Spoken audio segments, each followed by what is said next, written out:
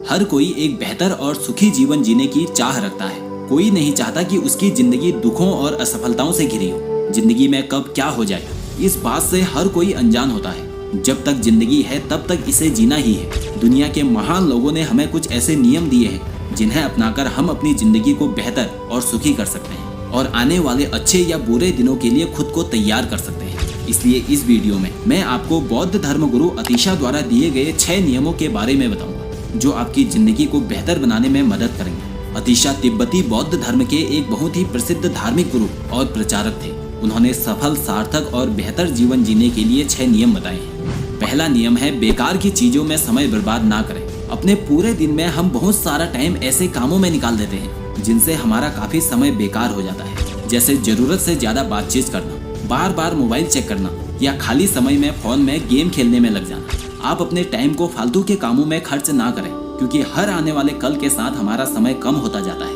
अपने आप को ऐसे कामों में ज्यादा व्यस्त रखें जो आपके लिए जरूरी है। फोन पर लंबी लंबी बातें करना, दूसरों की जिंदगी में ताक-झाक करना, पुरानी बातों को बार बार याद करना या सोने में जरूरत से ज्यादा समय बिता देना, ये सारी चीजें आपके टाइम को बर्बाद करती है। इन आदतों को जितना जल्दी हो सके कम कर दें। इन चीजों को कम कर दो कहने से मेरा मतलब ये नहीं है कि आप लोगों से बातचीत करना या मिलना जुलना ही छोड़ दें या सब चीज करना बंद कर दें। हर चीज को टाइम दें, लेकिन इतना भी नहीं कि इससे आपको बाद में पछताना पड़े। दूसरा नियम है शरीर को नहीं बल्कि अपनी आत्मा को खुश रखने का लक्ष्य बनाओ। कई बार सुख सुविधाएं की हर चीज होने के बाद भी इंसान दुखी रहता है। आपने भी ऐसे बहुत से लोगों को देखा होगा जिनके पास सब कुछ होगा, लेकिन वो जब भी किसी से मिलते होंगे तो हमेशा किसी न किसी बात का रोना ही रोते होंगे। इस दुनिया में ऐसे बहुत से लोग हैं जो सिर्फ बाहर से खुश हैं। वो दूसरों को दिखाते हैं कि वो बहुत खुश है, लेकिन अंदर से वो बहुत दुखी और परेशान रहते हैं। किसी के पास बहुत सारा पैसा है तो वो इस बात से परेशान है कि अपनी कमाई पर मुझे टैक्स देना पड़ता है। किसी के पास महंगी गाड़ी है तो वो इस बात से परेशान है कि पेट्रोल या डीजल सस्ता नहीं है। कोई पढ़ाई में होशियार है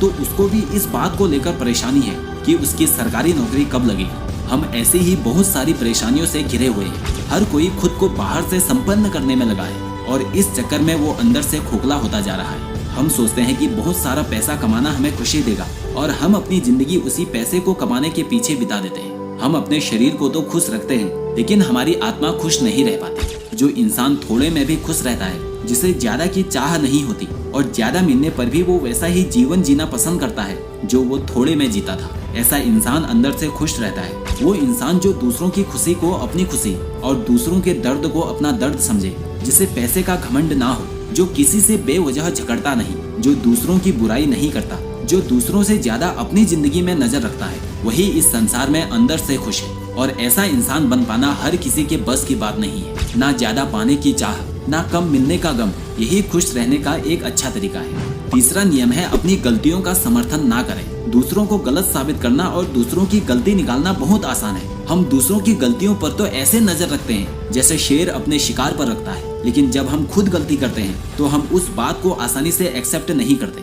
और ना ही हम अपनी गलती मानते हैं। अपनी गलती को मान लेना बहुत मुश्किल होता है। गलती करना बुरा नहीं है, लेकिन उस गलती को एक्सेप्ट करना भी जरूरी है। अगर अपनी गलतियों को स्वीकार करने का साहस आपके अंदर नहीं है तो आप उन गलतियों को बार बार दोहराएंगे। अपनी गलतियों को मानकर उसमें सुधार करने से ही हम चीजों को अच्छी तरह से सीख सकते हैं। इसलिए गलती होने पर उसका समर्थन ना करें, बल्कि उसे स्वीकार कर उससे सीख लेने की कोशिश करें। चौथा नियम है जिंदगी अकेले जीने की चाह मत रखो। आजकल लोग अकेले रहना पसंद करते हैं। उन्हें लगता है कि अकेले रहने से जिम्मेदारियां कम हो जाती हैं और ना ही कोई परेशान करने वाला होता है। आज के समय में बच्चे अपने माता पिता को छोड़कर दूसरे शहर चले जाते हैं या माँ बाप अपने बच्चों को पढ़ने लिखने के लिए बाहर भेज देते हैं और शादी होने के बाद बच्चे अपना ही परिवार छोड़ देते हैं। आज की पीढ़ी को लगता है कि परिवार से दूर अकेलेपन की जिंदगी ही सही है, लेकिन ये बात हर किसी पर सही नहीं बैठती। कई लोग ऐसे होते हैं जो पहले तो परिवार से दूर हो जाते हैं और एक टाइम ऐसा आता है जब उनके परिवार वाले भी उन्हें पूछना छोड़ देते हैं। भले ही हम अकेले रहकर अच्छी जान पहचान भी बना लें, लेकिन मुसीबत के वक्त जो काम आता है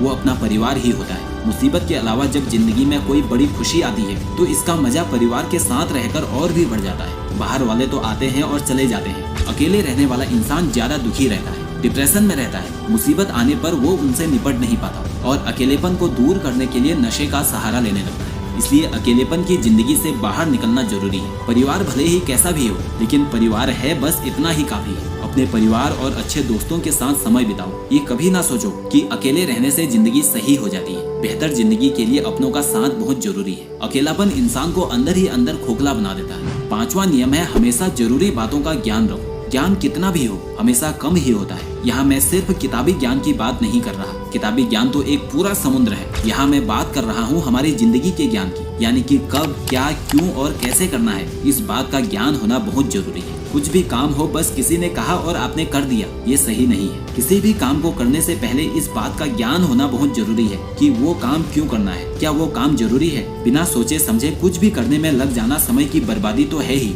लेकिन उससे भी ज्यादा वो बेवकूफी है। इसलिए जो भी करो उस चीज का पूरा ज्ञान अच्छे से रखो। 6वां नियम है रोजाना मेडिटेशन करें। मेडिटेशन करना बहुत जरूरी है। इससे हम खुद को शांत रख पाते हैं और उन बातों पर फोकस कर पाते हैं जो हमारे लिए जरूरी है। मेडिटेशन से मेंटल स्ट्रेस कम होता है और हमारे शरीर में एक नई एनर्जी का संचार होता है। मेडिटेशन करने से आपके विचार एक जगह पर आ जाते हैं। मेडिटेशन से आप सही और गलत चीजों को अलग कर पाते हैं। मेडिटेशन से हमारी सोच में बदलाव आता है और आप बेहतर चीजों में ज्यादा फोकस कर पाते हैं। हर दिन कम से कम 15 मिनट आपको ध्यान करना जरूरी है ताकि आप खुद से जुड़ सके। तो दोस्तों, ये थे बौद्ध धर्मगुरु अतीशा के 6 नियम, जिन्हें अपनाकर आप भी अपनी जिंदगी को बेहतर बना सकते हैं। आप में से कौन कौन लोग इन नियमों को अपनाने को तैयार हैं, मुझे कमेंट करके जरूर बताएं। और ऐसे ही वीडियो देखने के लिए इस चैनल को सब्सक्राइब करके बेल आइकन प्रेस करें। आपसे अगली वीडियो में फिर मुलाकात होगी। तब तक आप अपना ध्यान रखिए और सफलता की तरफ बढ़ते रहिए।